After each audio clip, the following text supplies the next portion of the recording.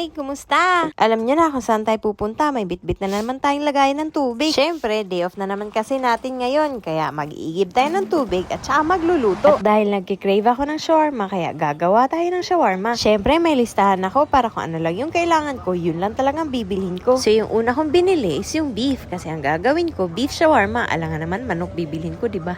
Di naman ako expert sa pagluluto, pero mag-feeling expert ako. Ako lang din naman ang kakain, pati si Roan Faye. Kaya okay lang yun. Ginagaya ko lang yung mga nakikita kong recipe sa internet. Kaya kung gusto mo din matuto magluto, gayahin mo na din ako. Chos! Pagkatapos ko mag-grocery, nagigib na ako ng tubig at saka after nyan, uwi na tayo para magluto. Ito, naghahanda na yung chef nyo. Feeling chef na naman tayo. Yung una kong ginawa, hiniwa ko muna yung kamatis, pipino, at saka sibuyas. Nahiwa ko na yung pangpalaman ng shawarma. Ang next ko naman gagawin is lulutuin ko na yung beef. Tapos, tinimplahan ko siya ng iba't ibang klaseng spice. Basta ang ginawa ko dyan, tansya-tansya lang. Kaya kita nyo naman, budbud lang ako ng budbud.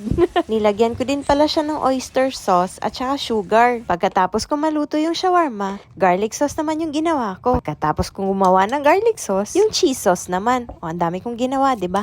Syempre, hindi pa tayo tapos dyan. Iinitin muna natin yung pita bread. Kain na tayo. Yan. Okay. Itadakimasu. Sarap.